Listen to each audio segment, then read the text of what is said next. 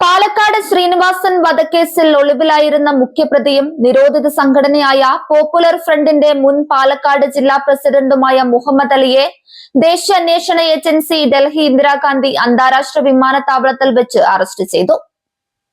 Saudi അറേബ്യയിലെ റിയാദിൽ നിന്ന് ഡൽഹിയിലെത്തിയ ഇയാളെ ഇന്റർപോളിന്റെ റെഡ് നോട്ടീസ് സഹായത്തോടെയാണ് ജിദ്ദയിൽ നിന്ന് ഇന്ത്യയിലെത്തിച്ചത്.